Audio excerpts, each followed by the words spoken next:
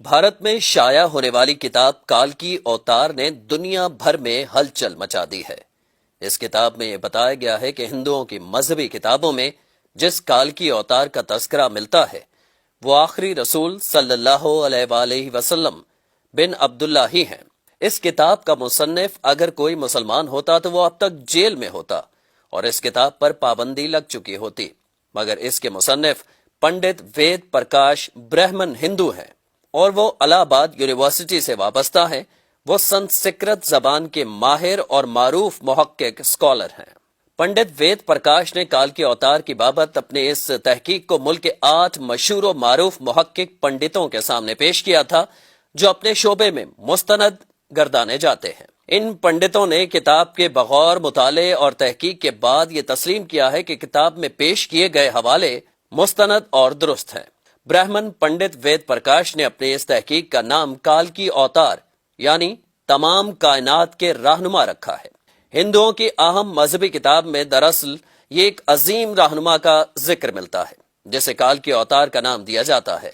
سو پنڈت وید پرکاش گہری تحقیق کے بعد یہ دعویٰ کرتے ہیں کہ اس کال کی اوتار سے مراد حضرت محمد صلی اللہ علیہ وآلہ وسلم ہے جو مکہ میں پیدا ہوئے۔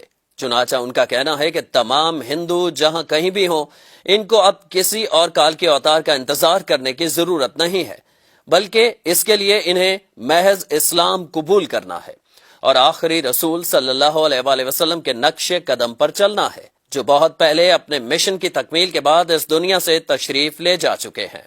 اپنے اس دعوے کی دلیل میں پنڈت وید پرکاش نے ہندوؤں کی مقدس مذہبی کتاب وید سے مندرجہ ذیل حوالے دلیل کے ساتھ پیش بھی کیے ہیں۔ نمبر 1، وید کتاب میں لکھا ہے کہ کال کے اوتار بھگوان کا آخری اوتار ہوگا جو پوری دنیا کو راستہ دکھائے گا۔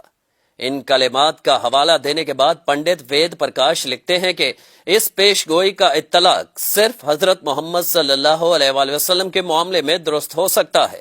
نمبر 2، ویدوں کی پیش گوئی کے مطابق کال کی اوتار ایک جزیرے میں پیدا ہوں گے اور یہ عرب علاقہ ہی ہے جسے جزیرۃ العرب کہا جاتا ہے۔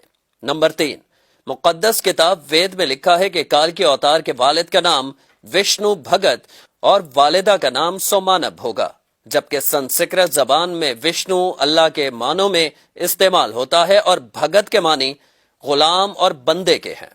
چنانچہ عربی زبان میں وشنو بھگت کا مطلب اللہ کا بندہ یعنی عبداللہ ہوا اور سنسکرت میں سومانب کا مطلب امن ہے جو کہ عربی زبان میں آمنہ ہوگا، اور آخری رسول صلی اللہ علیہ وآلہ وسلم کے والد کا نام عبداللہ اور والدہ کا نام آمنہ ہی ہے۔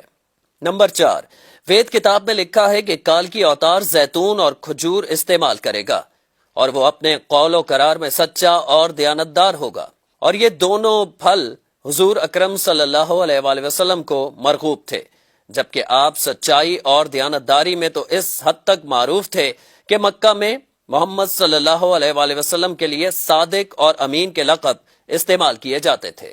نمبر 5، وید کے مطابق کال کی اوتار اپنی سرزمین کے معزز خاندان میں سے ہوگا، اور یہ بھی محمد صلی اللہ علیہ وآلہ وسلم کے بارے میں سچ ثابت ہوتا ہے کہ آپ قریش کے معزز قبیلے میں سے تھے جس کی پورے عرب میں عزت اور شام و عراق میں پہچان تھی۔ نمبر 6، ہماری کتاب کہتی ہے کہ بھگوان کال کی اوتار کو اپنے خصوصی قاصد کے ذریعے ایک غار میں پڑھائے گا۔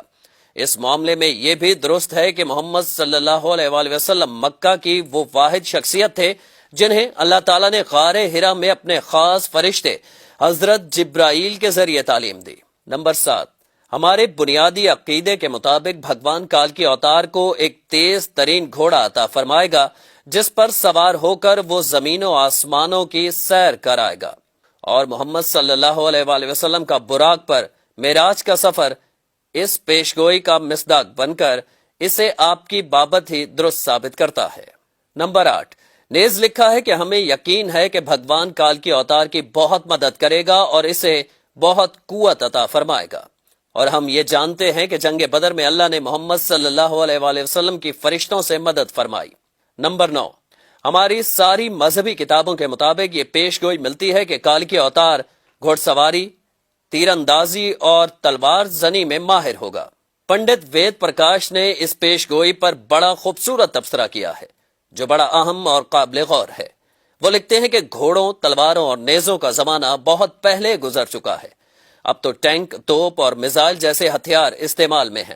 لہٰذا یہ عقل مندی نہیں ہے کہ ہم اس دور جدید میں تلواروں، نیزوں اور برچھیوں سے مسلح کال کے اوتار کا انتظار کرتے رہ جائیں۔ حالانکہ حقیقت یہ ہے کہ مقدس کتابوں میں کال کے اوتار کے واضح اشارے حضور صلی اللہ علیہ وآلہ وسلم کے بارے میں ہیں، جو ان تمام حربی فنون میں کامل مہارت رکھتے تھے۔ ٹینک، توپ اور میزائل کے اس دور میں گھڑ سوار، تیز زن اور تیر انداز کال کے اوتار کا انتظار نری حماقت ہے۔ اس کو اتنا پھیلائیں کہ ساری دنیا کے ہندو کلمہ پڑھ کر اللہ تعالیٰ کے حضور سچی توبہ کر کے جنت میں جانے والے بن جائیں۔ کم از کم اپنے دوستوں کو ضرور بتائیں۔